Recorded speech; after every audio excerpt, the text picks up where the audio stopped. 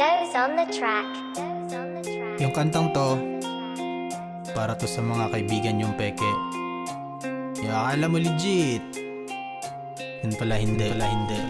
Mga tol, meron akong sasabihin sa inyo. Pakinggan nyo ako para di na kayo magoyo ng mga loko-lokong tao. Nagpapanggap na totoo, yun pala'y parang peking susubukan nila makipagkaibigan para ikaw ay kanilang mapirahan. Tapos pag nagkagipitan, di mo sila malapitan. Kasi nga kaibigan lang kayo pag sila may kailangan. Hanggang sang araw ako'y natauhan sa kanilang panggagago sa flight na pag-iwanan. Nang tatanggalin sila lahat sa planong paglipad ko. Bibitawan lahat ng toxic sa pag-angat ko. But bro, ito ay true to life. Mga akala mong kaibigan ng stab ng knife, pero pagkaharap mo they are so very nice. Pagkatalikod mo they're start talking about your life. Like a buzzing flies, wanting all your prize. I have some advice, you can just leave them behind and have a peaceful life.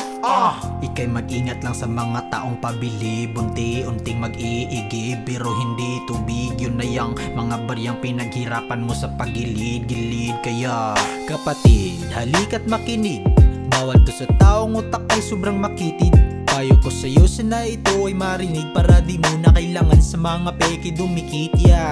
Madaming kang kaibigan pag buhay ay marangya, pero pag ika'y wala, doon din sila wala. Wow, parang hangin lang na biglang dadaan. Naramdaman mo nga pero di mo siya matapuan. Diyos ko po, hay nako, utak ko, di naman ito paliko. Ba't kayo nagloko? Tutulungan ka lang nilang ubusin ang pera, pero hindi yan tutulong kung paano na kumita. What a fake, not legit. You forgot in my shit. My middle finger raised to the highest best.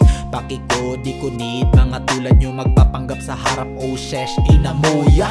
Mga taong nainggit, nangihila pabalik. Di sila natutuwa pag ika'y nananamit. Yung dating maluwang ngayon ay naninikip. Di ka na makaidlip sa dami mga sipsip. Ganito na ba ngayon? Hirap ka na magkampiyon, kasi pag nangyari yun, tsak madaming petisyon. Mga taong di sang-ayon kung ano ako ngayon, dahil di sila tugma sa takbo ng panahon.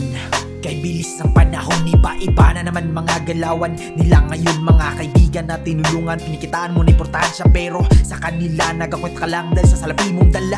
Minsan ipagkalat pa nila, ikay madamot dahil lang sa baryang hindi mo maiabot. Tol, wala ka pa talagang balak magbago sa buhay mong ever since puro panloloko. Kaya ngayon tumatak na sa aking bunbunan na dapat ganyang kaibigan ay simulan ko nang iwasan. Di ko naman ginusto na kayo ay akin ang kakalimutan, pero galawan yung halatang ako'y inyong ginagatasan. Ano ba talaga tingin nyo sa akin? Tropa ba o kalabaw? Bakit ganyan kayo mag-isip? Sobrang napakababaw. Oras na pa karo'y alisin burahin ngayon sa buhay ko. Kaya ko namang mabuhay sa mundo kahit wala kayo.